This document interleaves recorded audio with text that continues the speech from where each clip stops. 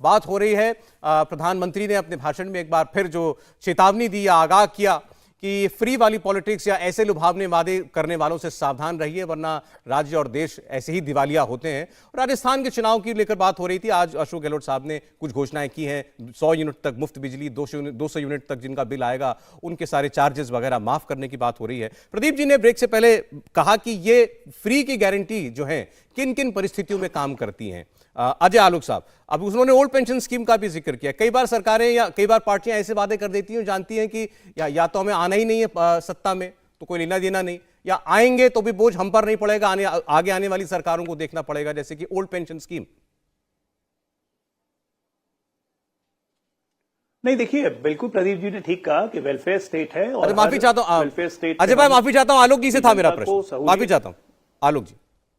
देखिए, मुझे लगता है ओल्ड पेंशन स्कीम पर केंद्र सरकार अपना रुख तय करे, क्योंकि केंद्र सरकार स्वयं कह रही है कि हम एक कमेटी बनाएंगे और देवेंद्र फडणवीस जी ने पूरी तरह से इसकी वकालत की है। तो पहले तो बीजेपी ओल्ड पेंशन स्कीम पर अपना जो रुख है उसको तय करे। हमने तो राजस्थान में बजट में रखा था राइट टू हेल्थ, कि हम सबको हेल्थ का अधिकार देंगे। 500 रुपए का सिलेंडर भी हमने बजट में रखा था। और उसके बाद जो आज 100 यूनिट की बात की गई है, ये भी पिछले बजट की घोषणा है, ये आज की घोषणा नहीं है। तो मुझे लगता है कि अगर बजट में अलाउ कर रहा है तो जरूर करना चाहिए। हमारी सरकार यूपीए 1, यूपीए 2 23 फ्लैगशिप प्रोग्राम्स हमने चलाए और हमने अधिकार दिए। राइट टू एजुकेशन दिया, उससे क्या नुकसान हो गया देश का? राइट टू इंफॉर्मेशन दिया, क्या नुकसान हो गया? मनरेगा आया, मनरेगा मोदी जी ने कहा कि ये विफलताओं का जीता जागता स्मारक है, और अगले ही साल फिर मनरेगा का बजट बढ़ा दिया। और मनरेगा ने कोरोना में देश की अर्थव्यवस्था को मूव करने में, ग्रीसिंग में एक बड़ी मदद की। अब मैं पूछना चाहता हूं, प्रदीप साहब बहुत अच्छी बात कर रहे थे कि भरोसा तो मोदी साहब पर भी देश ने किया था 2014 में।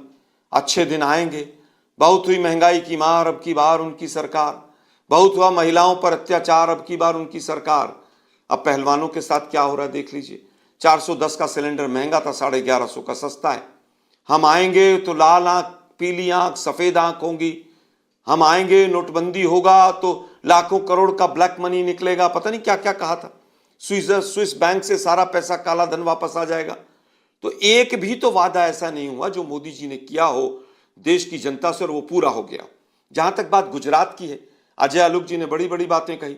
अरे भाई, गुजरात तो हम जब 6ठी 7वीं में थे, जब पढ़ते थे, मैनचेस्टर ऑफ इंडिया अहमदाबाद को कहा जाता था। तो क्या मोदी जी तब वहां पर मुख्यमंत्री थे क्या? अहमदाबाद हो, भरूच हो, अंकलेश्वर हो, ये सारे इंडस्ट्रियल एरियाज कांग्रेस के समय में पूरी तरह से डेवलप हुए। आपने तो केवल और केवल जिस तरह से हिंदू मुस्लिम किया वहां पर, और जिस तरह के दंगे हुए वहां पर, उसका फायदा उठाते हैं आप। वो खेती बोते हैं, उसका प्रोडक्ट आपके पास आता है। आपने मोरबी किया, 125 से 150 लोग 15 मिनट में पानी में बह गए। और हालत यह है कि वो व्यक्ति आज भी छुट्टा घूम रहा है जो मुख्य आरोपी है। खैर, उस विषय पर आज आलोक जी ऐसा जैसे अभी आपने कहा ना, इनके ऊपर अक्सर आरोप लगता है कि भारतीय जनता पार्टी चुनाव जीतने के लिए ध्रुवीकरण का सहारा लेती है या ऐसे मुद्दे उठाती है जिनसे पोलराइजेशन होता है।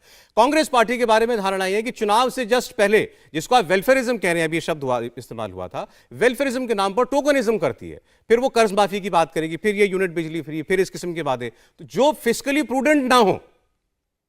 देखिए, मुझे जानते हुए छत्तीसगढ़, मध्य प्रदेश 2 राज्य ऐसे हैं जो लगभग 4.5 साल तक अभी सत्ता में रहे।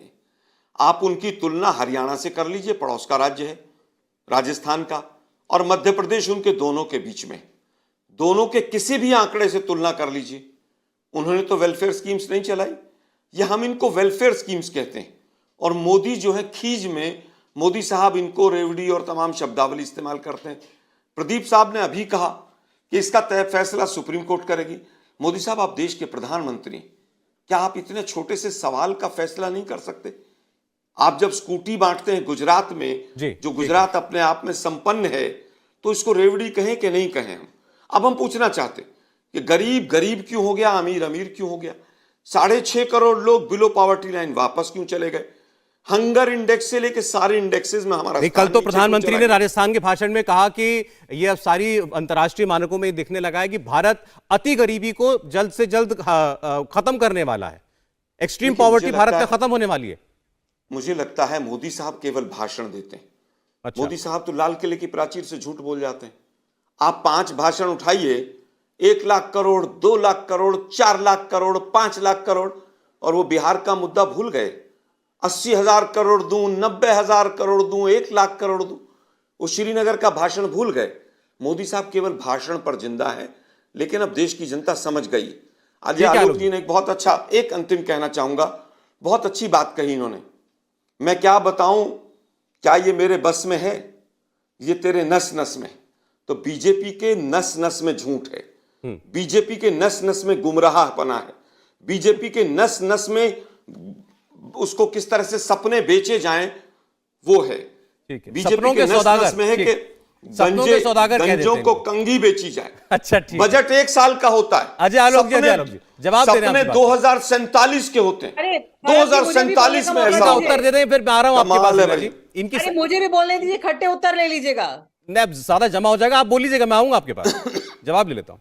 इंडिया टीवी हर वक्त हर जगह डाउनलोड करने के लिए सर्च करें India TV news Google play store या ऐप स्टोर पर।